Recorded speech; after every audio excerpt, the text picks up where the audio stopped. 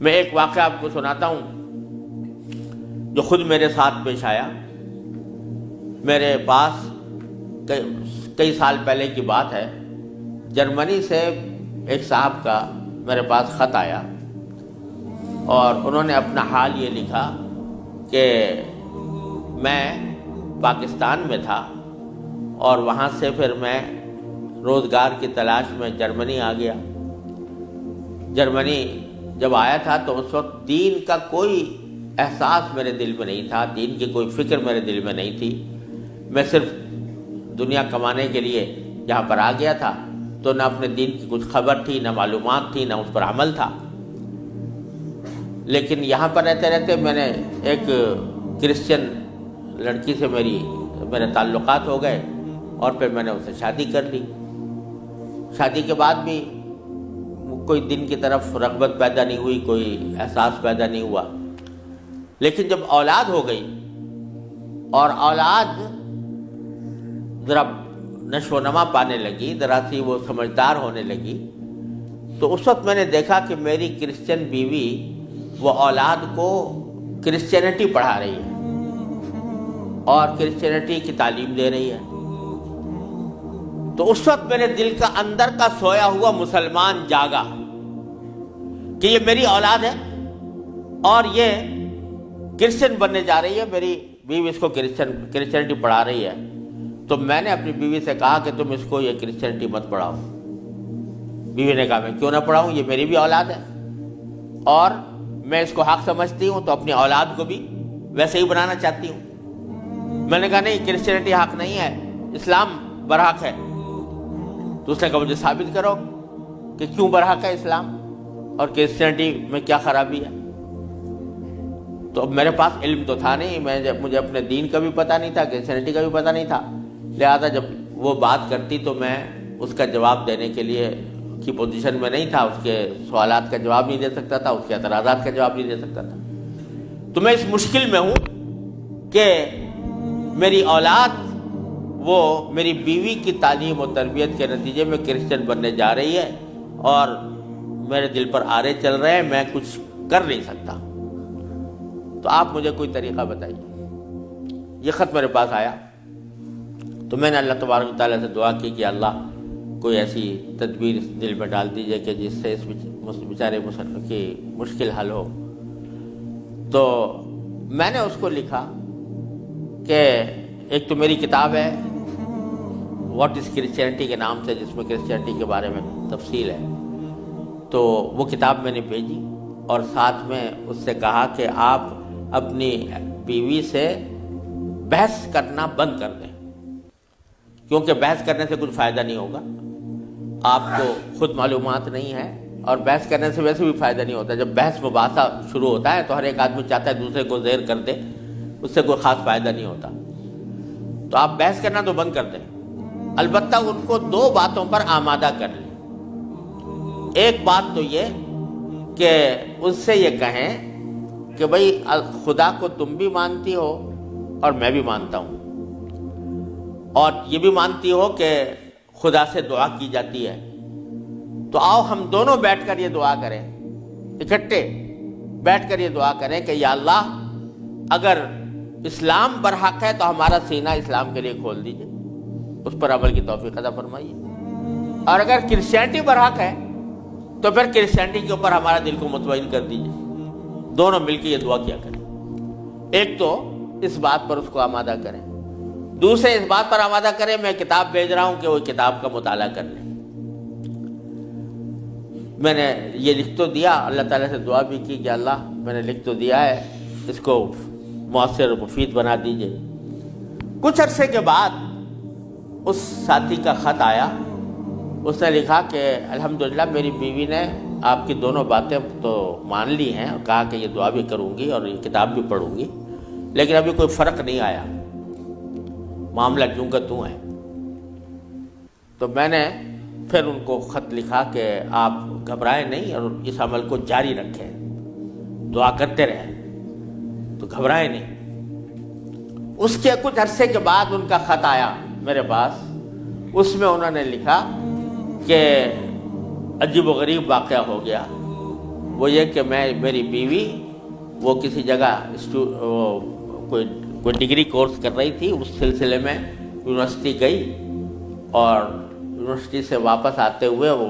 ہم دونوں واپس آ رہے تھے، وہ گاڑی ڈرائیو کر رہی تھی، میں اس کے برابر میں بیٹھا ہوا تھا، تو اچانک اس نے گاڑی ایک جگہ روک کر اور اس نے اپنا سر اسٹیئرنگ کے اوپر جھکا لیا اور بے تحاشا رونے لگی۔ میں سمجھا کہ خدا نہ کرے اس کے اوپر کوئی دل کا دورہ پڑا ہے یا کوئی تکلیف ہوئی ہے، تو میں پریشان ہوا۔ میں نے پوچھا کیا بات ہے، تو روتے روتے اس سے بولا نہیں جا رہا تھا۔ بمشکل جب میں نے بار بار پوچھا تو اس نے ایک جملہ کہا کہ میں اور کوئی تکلیف نہیں ہے، بس مجھے تم مسلمان بنا دو، اسلام میں قبول کرنا چاہتی ہوں۔ کہتے مجھے اپنے کانوں پر اعتبار نہیں آیا کہ یہ وہی عورت ہے کہ جو اتنی شدت کے ساتھ مجھ سے بحث کیا کرتی تھی، اور اب یہ کری کہ میں نے کیا کہا، تو بار بار میں نے اس سے پوچھا تو اس نے کہا کہ نہیں، میں سچ کہہ رہی ہوں کہ مجھے مسلمان ہونا ہے، تو مجھے کہیں لے جا کر مجھے مسلمان بناؤ۔ میں پھر اس کو فوراً اسلامی سینٹر میں لے گیا، وہاں جا کے اس نے کلمہ شہادت پڑھا، مسلمان ہوئی، اور اس نے خط میں لکھا تھا کہ یہ اتفاق سے یہ دن رمضان کا تھا، اور آج پہلا موقع ہے کہ ہم دونوں نے سحری میں اٹھ کر ہم دونوں نے اکٹھا روزہ رکھا ہے، اور آپ کو خط لکھ رہے ہیں، اور دوسرا خط میری بیوی کی طرف سے ہے۔ تو دوسرا خط اس کے ساتھ تھا اس کی بیوی کی طرف سے، اور اس نے مجھے لکھا تھا کہ